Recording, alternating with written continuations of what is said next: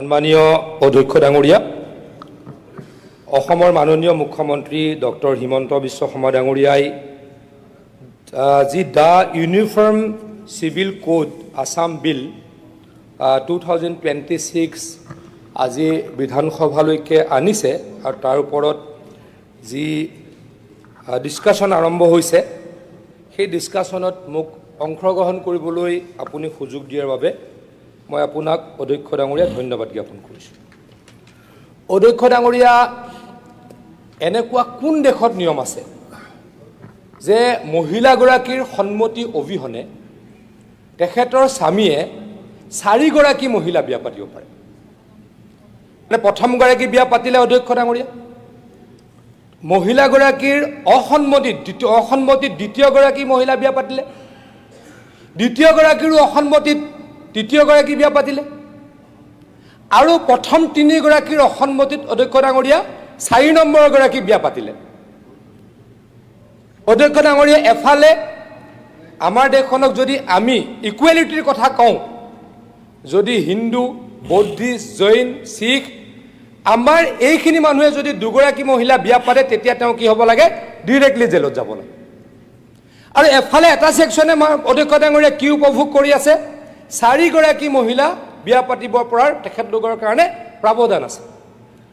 অধ্যক্ষ ডাঙৰীয়া, আজি এই পবিত্ৰ সদনত ৱাজেদ আলী চৌধুৰী ডাঙৰীয়াই নিজে ক'ব লাগিছিল যে এইটো বাৰ্বাৰিক নিয়ম, এইটো জঘন্য নিয়ম, গতিকে এইটো হ'ব নালাগে।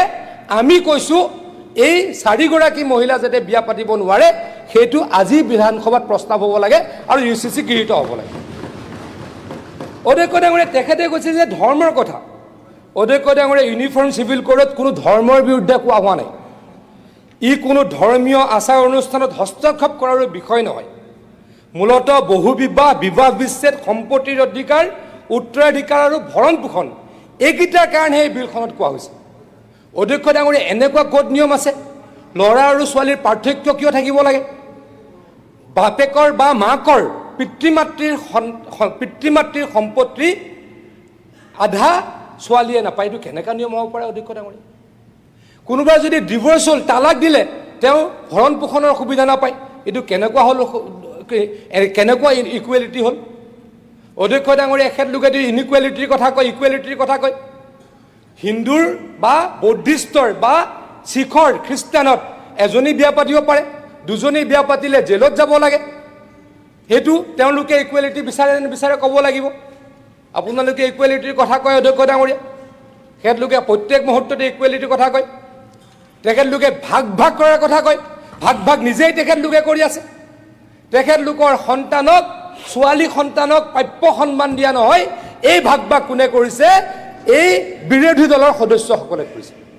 মই আকৌ কৰিছোঁ, আপোনালোকে কৈ আছে UCC বিলৰ বিৰোধিতা কৰি কৈ আছে। আমি কি কৈছোঁ? UCC বিলত আমি কৈছোঁ যে ছোৱালীক সম অধিকাৰ দিব লাগে, আপোনালোকে বিৰোধিতা কৰিছে।